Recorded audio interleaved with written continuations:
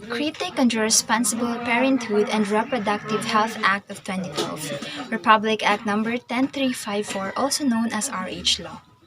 Rationale of the RH Law.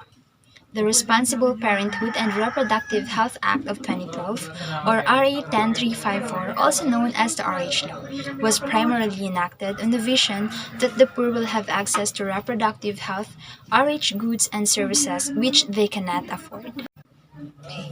So according na nga to the Republic Act Number 10354, also known as the RH Law, so it was primarily enacted for the poor to have an access to all the goods and services that was related to the reproductive health na hindi nila kayang i-afford. So there are so many elements of RH law. So first we have family planning, information and services. Second, maternal, infant and child health and nutrition including breastfeeding.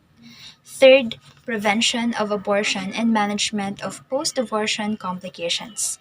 Fourth, adolescent and youth reproductive health guidance and counseling.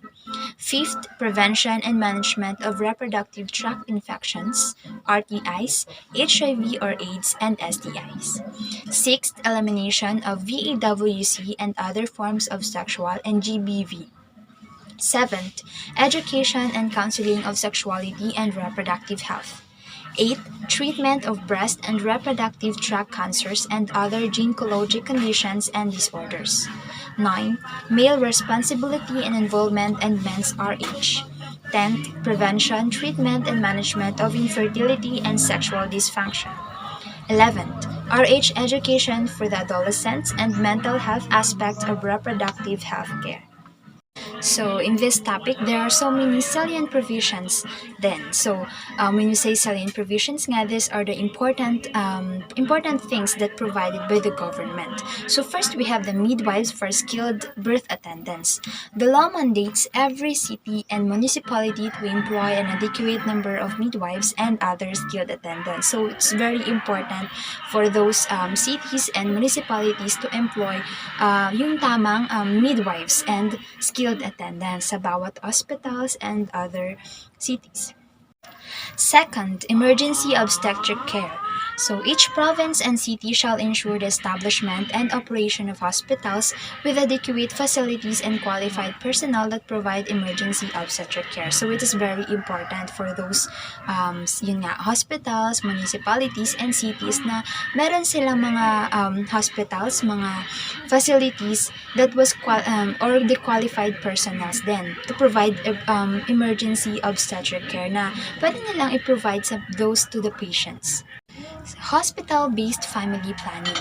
The law requires family planning services like ligations, vasectomy, and intrauterine device or IUD placement to be available in all government hospitals. So, kailangan na all of these family planning services is kailangan that was should be placement to do available or should be available in all government hospitals. So, kaya nga, diba, yung mga mothers natin is pumupunta na lang sila sa government hospitals to receive or para makakuha ng mga family planning.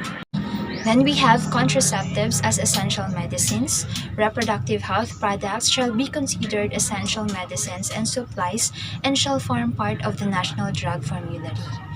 Then, reproductive health education or RH education shall be taught by adequately trained teachers in an age-appropriate manner. So, kaya nga yung mga teachers that was teaching about reproductive health is they are trained. And we have employers' responsibilities. Employers shall respect the reproductive health right of all the workers. So, kailangan, one of the responsibilities of the employers is kailangan they respect each other's reproductive health right.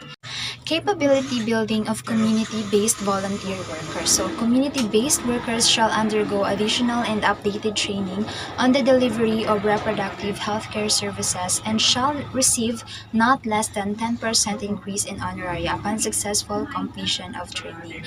So, kailangan nga yung mga healthcare personnels natin is kailangan they are undergo additional and updated training on the delivery of the reproductive reproductive healthcare services.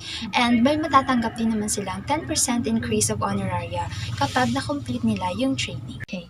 The long political battle talks about a unified reproductive health policy had been roaming the spheres of the Philippine government way back the 1960s with the creation of a population commission as a measure of population control to manage high fertility rates and elevate poverty. So way back 1960s daw.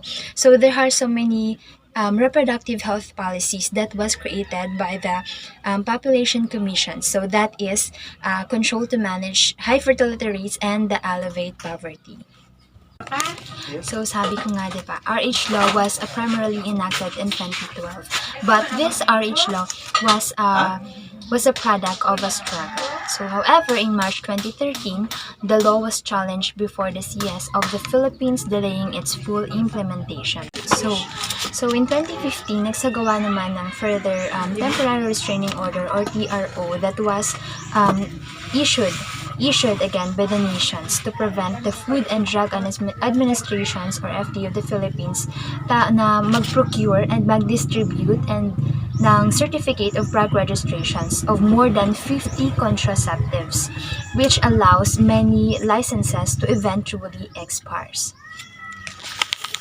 Okay, the TRO was launched after the FDA registered a contraceptive implant called Implanon, which accordingly could be used to introduce abortion. So, sa tingin kasi ng FDA or the Food and Drug Administrations is yung Implanon or yung tinatawag nga natin yung contraceptives implant will introduce to abortion. Then 2 years after the TRO or yung temporary restraining order of the contraceptives the FDA then certified that Implanon and Implanon NXT are not abortifacient. So hindi naman siya mag-introduce ng abortions. With the TRO finally lifted, the Department of Health now freely distributes contraceptives to their regional offices and to various NGOs. So after ng said TRO or the temporary restraining order, so naglifted na siya, and the Department of Health is now freely distributes all of the types of contraceptives. Very available na siya to all regional offices and to various NGOs.